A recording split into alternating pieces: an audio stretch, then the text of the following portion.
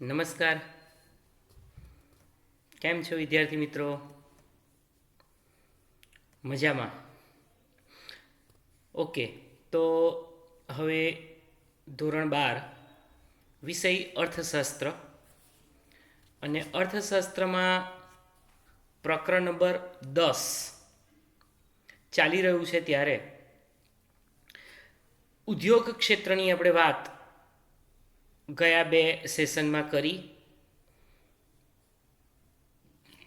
સૌથી પહેલાં તો ચાલુ વર્ષે સરકારશ્રીએ જે શૈક્ષણિક મુદ્દાઓ રદ કર્યા છે એના અનુસંધાનમાં હું તમને એકવાર રિમાઇન્ડ કરાવી દઉં તો 10મા પ્રકરણમાંથી 10.3 નંબરનો જે મુદ્દો છે, ઔદ્યોગિક વિકાસ માટે સરકારે લીધેલા પગલાં,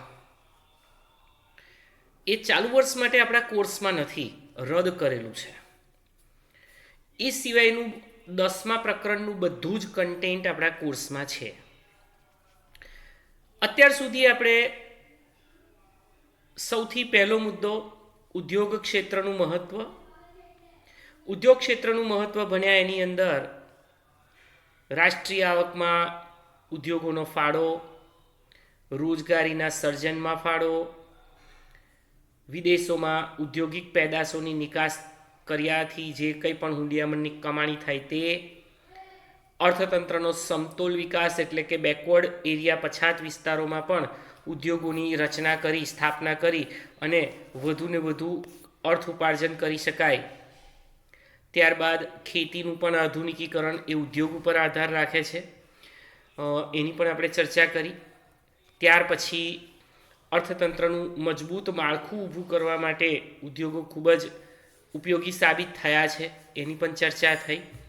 અને સામાજિક માળખામાં ફેરફાર, લોકોની મનોવૃત્તિ બદલવાનું શ્રેય પણ ઉદ્યોગોના ફાળે જાય છે. કાર્ય સંસ્કૃતિ, કાર્યપ્રણાલી, વર્ક સિસ્ટમ, આ બધામાં પણ પરિવર્તનો આવ્યા છે, એની પણ આપણે ચર્ચા કરી. ત્યારબાદ વિદ્યાર્થી મિત્રો આપણે ગયા સેશનમાં એક 5 માર્ક્સનો મોસ્ટ ઇમ્પોર્ટન્ટ પ્રશ્ન જોઈએ. આ 5 માર્ક્સના પ્રશ્નની અંદર આપણે જુદા જુદા ઉદ્યોગો, એનું સ્વરૂપ, એનું માળખું ભણ્યા.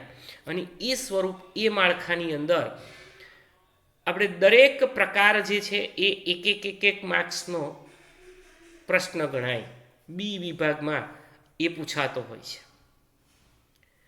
જેમ કે મૂડી રોકાણના કદને આધારે ઉદ્યોગોના પ્રકારો, તો એમાં ગૃહ ઉદ્યોગ,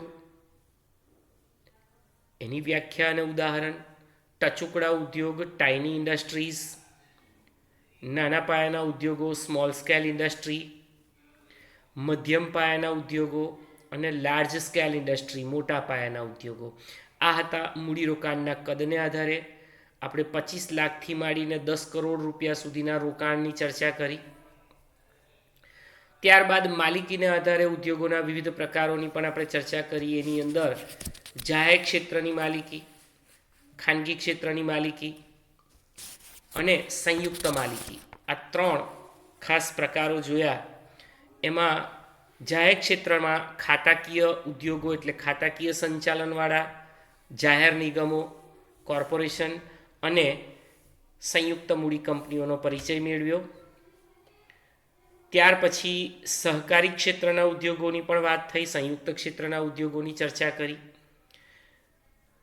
IFFCO, KRIBHCO, GPSC, ONGC, GSFC, આ બધા સંક્ષિપ્ત રૂપોના પૂર્ણ સ્વરૂપો પરીક્ષાલક્ષી છે, ઓબ્જેક્ટિવ ટાઈપ પ્રશ્નોત્તરીમાં પૂછાય છે, એની પણ ખાસ આપણે નોંધ લીધી હતી.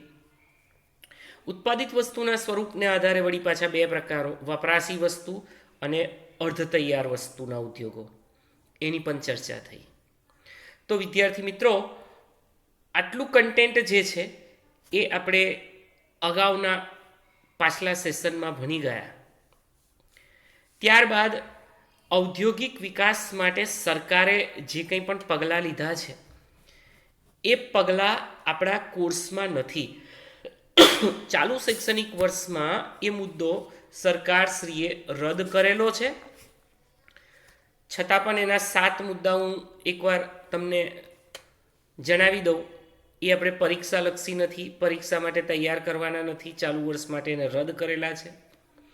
જેમ કે રાજ્યની માલિકીના સાહસો, ખાનગી ક્ષેત્રના ઉદ્યોગોને વધુને વધુ ઉત્તેજન કે પ્રોત્સાહન પૂરું પાડવું, આયાત જકાત, ટેકનિકલ સ્કિલ અને તાલીમ, આર્થિક સહાય, પાયાની સુવિધાઓ અને વિવિધ સંસ્થા અને તેમજ નીતિઓની રચના.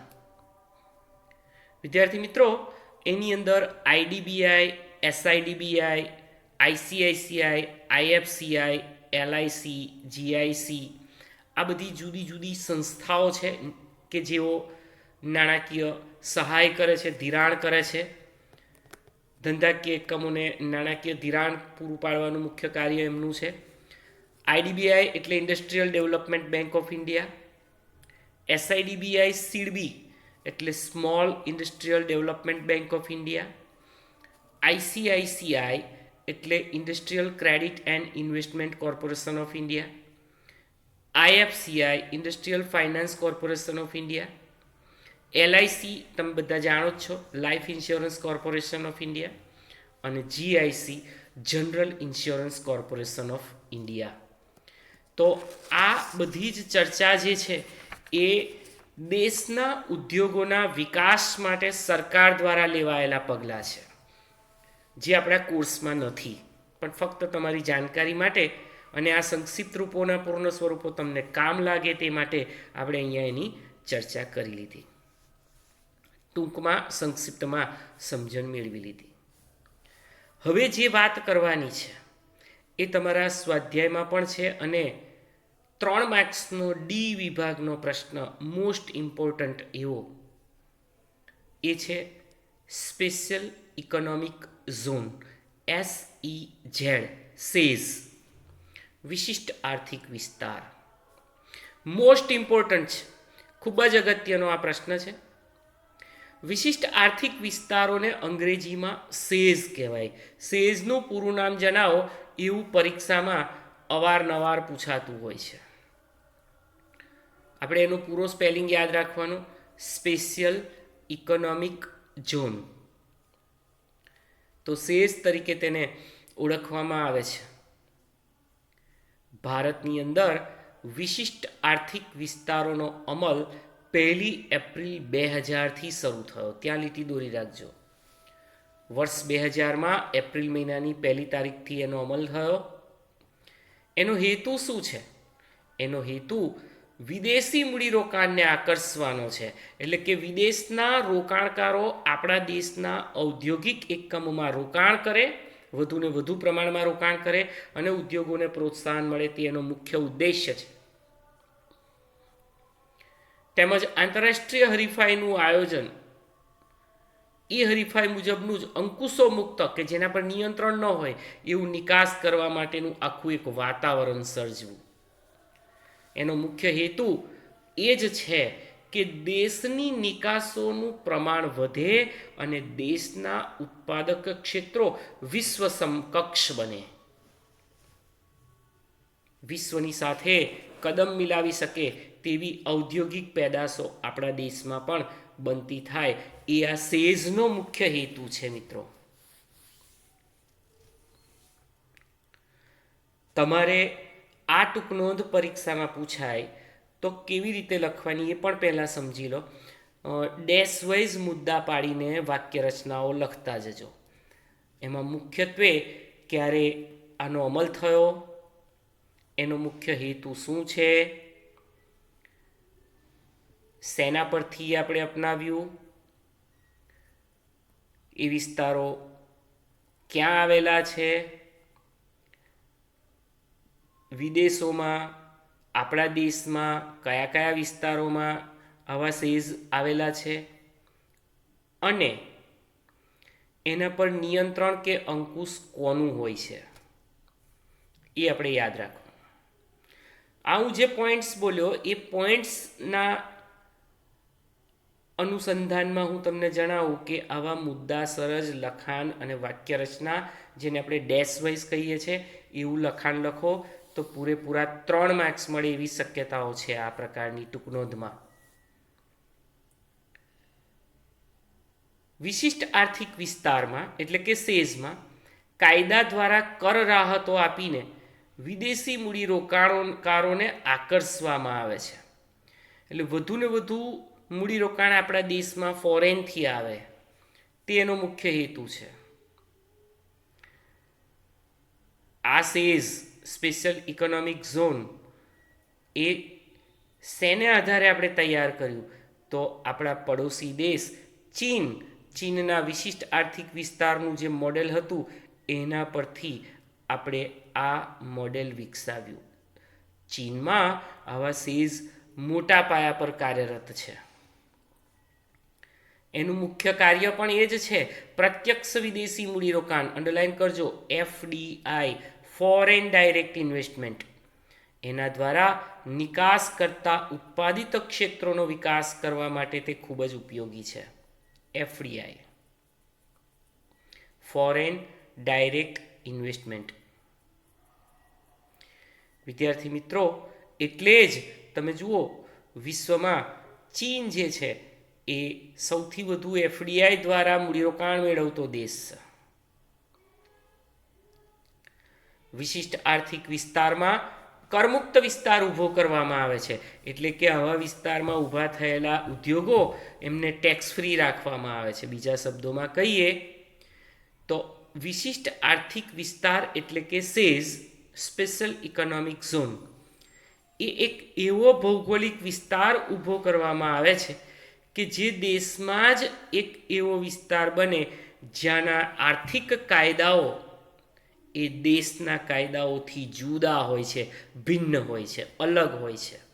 દેશના કાયદા કાનૂન સેઝમાં આવેલા ઉદ્યોગોને લાગુ પડતા નથી, યાદ રાખજો. વિશિષ્ટ આર્થિક વિસ્તારનો ઉપયોગ ચીન કરી રહ્યું છે. Bharat, Jordan, Poland, Philippines, Russia અને ઉત્તર કોરિયા જેવા દેશોએ સેઝનો મોટા પાયા પર ઉપયોગ કર્યો છે અને વધુને વધુ પ્રમાણમાં વિદેશી મૂડીરોકાણને આકર્ષાય તેવા પ્રયત્નો પણ કર્યા છે. ભારતમાં 8 વિશિષ્ટ આર્થિક વિસ્તારોની સ્થાપના કરેલી છે અને એ સિવાય બીજા 18 વિશિષ્ટ આર્થિક વિસ્તારોની રચનાની દરખાસ્ત ઓલરેડી રજૂ થઈ ચૂકી છે. વિદ્યાર્થી મિત્રો, અંડરલાઇન કરજો કયા કયા 8 વિસ્તારો. પહેલું સાન્તાક્રુઝ, મહારાષ્ટ્ર બોમ્બેમાં, કોચીન કેરળમાં, કંડલા સુરત આ બંને ગુજરાતમાં, ચેન્નઈ તમિલનાડુ, વિશાખાપટ્ટનમ આંધ્રપ્રદેશમાં, ફાલ્ટા પશ્ચિમ બંગાળ વેસ્ટ બેંગોલ અને નોએડા યુપી ઉત્તર પ્રદેશમાં. તમારે આ નામ યાદ રાખવાના છે કે ભારતમાં વિશિષ્ટ આર્થિક વિસ્તાર કયા સ્થળોએ આવેલા છે. તો તમારે આ નામ લખવા પડે: સાન્ટાક્રુઝ, કોચીન, કંડલા, સુરત, ચેન્નઈ, વિશાખાપટ્ટનમ, ફાલ્ટા અને નોએડા. 8 કાર્ય વિસ્તારો. અને હજી બીજા 18 શરૂ થવાની તૈયારીમાં છે, એમની દરખાસ્ત મુકાઈ ચૂકી છે. કોઈ પણ ખાનગી વ્યક્તિ, યાદ રાખજો, આનું નિર્માણ કોઈ પણ ખાનગી વ્યક્તિ, સંયુક્ત ક્ષેત્ર કે જે તે રાજ્ય સરકાર અથવા કેન્દ્ર સરકાર કે તેમના પ્રતિનિધિ સંસ્થા દ્વારા સેઝનું નિર્માણ કરી શકાય છે. એટલે કે સ્પેશિયલ ઇકોનોમિક ઝોનમાં મૂડીરોકાણ કરી તેનું નિર્માણ કરી શકાય છે. પણ યાદ રાખજો, આ બધા જ પ્રકારના વિશિષ્ટ આર્થિક વિસ્તારો સેઝ એને સરકાર દ્વારા અંકુશિત કરવામાં આવે છે. એટલે એના પર નિયંત્રણ સરકારનું, ભલે એની રચના, એનું મૂડીરોકાણ, એનું જમીન સંપાદન, કારખાનાના બાંધકામ, આ બધું જ કોઈ એક ખાનગી વ્યક્તિ, સરકાર, સંયુક્ત ક્ષેત્ર, રાજ્ય સરકાર કે પ્રતિનિધિ સંસ્થાઓ દ્વારા થયેલું હોય ભલે ને, પણ એના ઉપર નિયંત્રણ જે છે એ સરકારનું છે. સરકાર દ્વારા અંકુશિત હોય છે, નિયંત્રિત હોય છે. તો આ વાત હતી સેઝની. 3 માર્ક્સની ટૂંકનોંધ છે. આપણે ડેશ વાઇઝ 6-7 મુદ્દા લખીએ તો પણ વાંધો નહીં. શરૂઆત સેઝનું આખું નામ સ્પેશિયલ ઇકોનોમિક ઝોન, ત્યાર પછી એનો અમલ 1 એપ્રિલ 2000થી, તેનો હેતુ વિદેશી મૂડીને આકર્ષવું, હરીફાઈ મુજબનું અંકુશો મુક્ત નિકાસનું વાતાવરણ સર્જવું જેથી દેશની નિકાસ વધે અને આપણા દેશના ઉત્પાદનો વિશ્વ સમકક્ષ બને. આ હેતુ છે. આપણે ચીનના વિશિષ્ટ આર્થિક વિસ્તારના મોડેલ પરથી અપનાવ્યું છે અને એફડીઆઈ મેળવવા પ્રયત્ન કરીએ છીએ. આ કરમુક્ત વિસ્તાર છે કે જેના કાયદા દેશના કાયદાઓથી ભિન્ન હોય છે, જુદા હોય છે, અલગ હોય છે. અને વિશ્વની વાત કરીએ તો ચીન, જોર્ડન, પોલેન્ડ, ફિલિપાઇન્સ, રશિયા, ઉત્તર કોરિયા અને ભારતે તેને અપનાવ્યું છે. અને ભારતની અંદર કયા 8 સેઝ આવેલા છે એ ખાસ યાદ રાખજો. ફરી કહું છું, સેન્ટાક્રુઝ, કોચીન, કંડલા, સુરત, ચેન્નાઈ, વિશાખાપટ્ટનમ, ફાલ્ટા અને નોઈડા. હવે બીજા 18 આર્થિક વિસ્તારોની દરખાસ્ત રજૂ થઈ ચૂકી છે. એટલે ઇન ફ્યુચર 18 ને 8 26 સેઝ ઊભા થશે ઓલ ઓવર ઇન્ડિયામાં. કોણ શરૂ કરી શકે, કોણ નિર્માણ કરી શકે? તો કે ભાઈ કોઈ પણ ખાનગી વ્યક્તિ હોય તો તે સરકાર, સંયુક્ત ક્ષેત્ર, રાજ્ય સરકાર કે એના પ્રતિનિધિ સંસ્થાઓ એ કોઈ પણ શરૂ કરી શકે. હા, પણ વિદેશી સંસ્થા પણ આ કરી શકે. કોઈ ફોરેનની ઇન્સ્ટિટ્યુશન હોય, દેશમાં સેઝ ઊભો કરવા માંગતી હોય તો રોકાણ કરી શકે, જમીન સંપાદન કરી શકે, કારખાનાના મકાન બાંધી શકે, પણ એના પર અંકુશ સરકારનું રહેશે, નિયંત્રણ સરકારનું રહેશે, કારણ કે કાયદાઓમાં એમને રાહત મળે છે ને. તો આ વાત હતી સેઝની, સ્પેશિયલ ઇકોનોમિક ઝોન. તમે ધોરણ 11માં પણ ભણી ગયેલા છો. અને જે વિદેશ વેપાર નામનું પ્રકરણ હતું એમાં ખાસ કરીને નિકાસને પ્રોત્સાહન આપવા માટે સ્પેશિયલ ઇકોનોમિક ઝોનની રચના કરવામાં આવે છે. સાથે સાથે ઇપીઝેડ, એક્સપોર્ટ પ્રોસેસિંગ ઝોન પણ એના માટે એ ખૂબ જ ઉપયોગી છે. અને આ સાથે જ આ 3 માર્ક્સની ટૂંકનોટ પૂરી થઈ. હવે પછીના સેશનમાં આપણે એક વળી પાછો 5 માર્ક્સનો પ્રશ્ન, નાના પાયાના ઉદ્યોગોનું મહત્ત્વ, એ ભણીશું, જે પરીક્ષાલક્ષી છે. અત્યારે તમારે હોમવર્કમાં આ 3 માર્ક્સની શોર્ટ નોટ લખવાની છે. Thank you.